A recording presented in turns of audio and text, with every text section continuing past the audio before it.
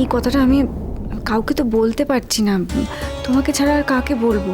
এমন একটা কথা যেটা দিদিভাইকে বলা যাবে না, বাড়ির কাউকে বলা যাবে না, সেটাই আর কি। মানে সেটার জন্য আমার আমার খুব অস্বস্তি হচ্ছে, মানে যতক্ষণ সেই সন্দেহটা আমার মন থেকে না মিটছে। এক মিনিট, কি হয়েছে বলো তো আমার? কি বলতে চাইছো এক্স্যাক্টলি? শোনো, আমার আমার কেন জানি না মনে হচ্ছে জিয়ার সাথে সৌরভদার কোনো যোগাযোগ আছে। কি বলছো এসব? জিয়ার সাথে যোগাযোগ আছে মানে? আমি বলেছিলাম তুমি আমায় খারাপ ভাববে, কিন্তু আমার আমার কিছু করার নেই। আমার আমার কদিন ধরেই জিয়ার হাবভাব বা যা কিছু ঘটেছে সব কিছু মিলিয়ে এই কথাটাই মনে হচ্ছে। আমি এই এখন রান্নাঘরে যাচ্ছিলাম বারান্দাটা দিয়ে, আমি জিয়াকে ফোনে কথা বলতে শুনলাম। কি কথা জানো, ও কাকে যেন বলছে যে তুমি আমায় কথা দিয়েছিলে যে তুমি আমার সাথে দেখা করবে, ঠিক সময় মতো পৌঁছে যেও, আমিও ঠিক সময় মতন পৌঁছে যাব। মানে এই সব কথা ওর মুখে আমি বলছি না তোমাকে, মানে আমার আমার খুব খারাপ লাগছে, আমি অস্বস্তি হচ্ছে আমার একটা। কাকে বলছে কথাগুলো? এটা আমি কি করে জানবো? আমি তো আর উল্টো দিকে যে ছিল ফোনে তাকে দেখতেও পাইনি, তার কথাও শুনতে পাইনি, আমি তো শুধু জিয়ার কথাই শুনেছি। কিন্তু কথাগুলো শুনে আমার খুবই অদ্ভুত লাগলো। মানে ও ও কোন বন্ধুর জন্মদিনে যাচ্ছে, তাকে নিশ্চয়ই ওরম ধরনের কথা বলবে না। কাকে বলবে না তো কাকে বলবে?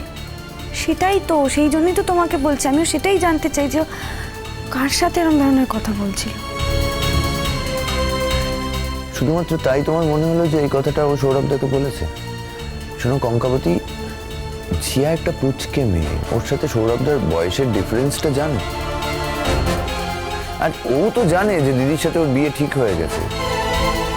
আমার ধারণা যে ওর ওর কোনো টয়ফ্রেন্ড হয়েছে। আমি সব বুঝতে পারছি তুমি কি বলছো, কিন্তু আমি না পরপর কয়েকটা ঘটনাকে মেলানোর চেষ্টা করছি, জানো তো। মানে ধরো, দেখো, সৌরভদার দিক থেকে কিছু আছে কি না আমি জানি না, কিন্তু জিয়ার কিন্তু সৌরভদার প্রতি একটা অ্যাট্রাকশন আছে। আমি সেদিনই ওর অ্যাটিটিউড দেখে, ওর দৃষ্টি দেখে আমি অনুমান করেছি। তারপর তো চায়ের ঘটনাটা ঘটলো জানোই, আর তারপর আজ শেষে এই যেটা ফোন আমি শুনলাম। দেখো, আমার এই সব কিছু ভেবে আমার মনের মধ্যে একটা অস্বস্তি হচ্ছে। আমি জানি না আমি ভুল কি ঠিক, মানে আমি আমার অস্বস্তিটা শুধু কাটাতে চাই। কিন্তু আমি বা আন্দাজে এখন তোমায় কোথায় নিয়ে যাব? মানে আচ্ছা, সৌরভদাকে ফোন করলে হয় না? তাহলে তো জেনে যাবো সৌরভদা কোথায়। হ্যাঁ, সৌরভদার ব্যাপারেও বলার আছে। আমরা যখন সৌরভদার সাথে কথা বললাম, তখন সৌরভদা বললো না যে বিয়ে 7 দিন আগে থেকে ছুটি নেব। হ্যাঁ, তো তাহলে সোমবার থেকে ছুটি নেওয়ার কথা, মঙ্গলবার মানে আজকে যখন ঠিক হলো বাড়ি থেকে যে আশীর্বাদ করতে যাওয়া হবে, তখন হঠাৎ করে সৌরভদা বলে দিল যে কাজ পড়ে গেছে, ছুটি পাইনি। আর জিয়ারও ঠিক আজকের দিনেই ওর বন্ধুর বার্থডে পড়ে গেল। মানে আমি তোমায় বোঝাতে পারছি আমার অস্বস্তিটা। আমি মানে তুমি একটু বোঝার চেষ্টা করো না। তুমি জোর করে দুয়ে মেলাতে চাইছো কঙ্কাবতী। এরকম ব্যাপারটা নয়। আসলে 2 দিন আগে বাড়িতে ওরকম একটা অ্যাক্সিডেন্ট হলো, আর তুমি দিদিকে যথেষ্ট ভালোবাসো, তাই তুমি চাও নির্বিঘ্নে দিদির বিয়েটা হয়ে যায়। সেই জন্য তোমার মাথায় এইসব ঘুরছে, এগুলো বাস্তব নয়। এগুলো মানে তুমি বলতে চাইছো আমি অবাস্তব কথা বলছি, তাই তো?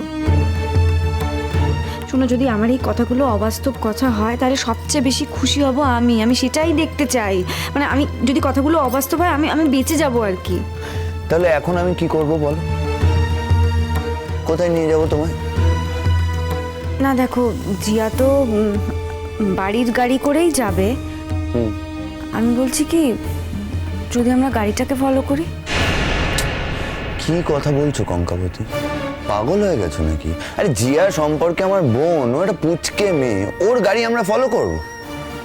তাকাও আমার দিকে, তার চেয়ে অনেক বেটার এটা যে আমরা ওকে বলি যে আমরা তো বাইরে যাচ্ছি, চল তোকে ড্রপ করে দেবো, মিটে গেল। না না, তাতে তো স্ট্র্যাটেজি বদলে যাবে, ও তো জেনে যাবে আগে থেকে। না না দেখো, ওকে আমরা নামিয়ে দিলাম, এবার ও হয়তো ওর কোনো আমাদের দেখানোর জন্য ওর কোনো বন্ধুর বাড়ির সামনেই নেমে গেল, আমরা চলে এলাম, ও আরেকটা গাড়ি ভাড়া করে ওর যেখানে যাবার সেখানে গেল, তখন কি হবে? ভুল হিসেব হচ্ছে, বিষয়টা এত জটিল নয়, আমি তোমায় বলছি। যদি জটিল না হয় তাহলে সবচেয়ে বেশি খুশি আমিই হব। দেখো আমি তো তোমাকে বললাম যে এই কথাটা আমি কাউকে বলতে পারছি না, আমি আমি শুধু তোমাকে বললাম। তুমি এখন আমাকে নিয়ে চলো না প্লিজ। কখন বেরোবে জিয়া? জিয়া এখনই বেরোবে বোধহয়, ও রেডি হচ্ছে, আমি দেখে এসেছি। ও তাহলে তো আমাদেরও এখনই বেরোতে হয়। হ্যাঁ আমাদেরও এক্ষুনি বেরোতে হবে, কিন্তু শোনো না, জিয়া যেন কোনোভাবে জানতে না পারে আমরাও এখন বেরোচ্ছি। সেটা কি করে সম্ভব কঙ্কাবতী?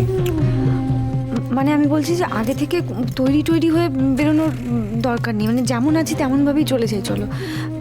আর যদি কিছু বুঝতে পারে তাহলে বলবো এই সামনে বা আশেপাশের কোনো দোকানে যাচ্ছি আর কি, আর কিছু না।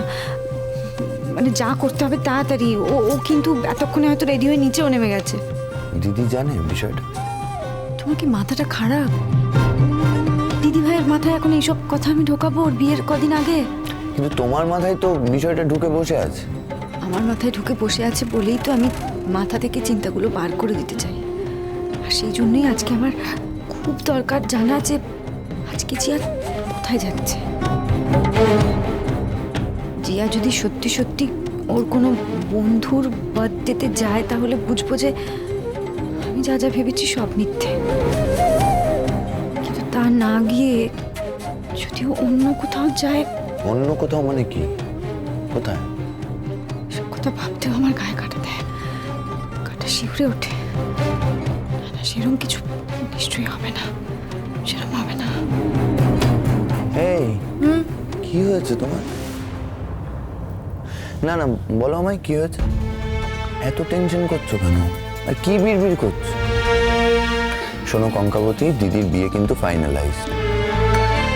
সৌরভদা তো অনেক অনেক কাঠখড় পুড়িয়ে বাড়ির লোকজনকে যখন রাজি করিয়েছে তখন তো আর আচ্ছা সৌরভদার বিয়ের জন্য এত তাড়াহুড়ো কেন করলো?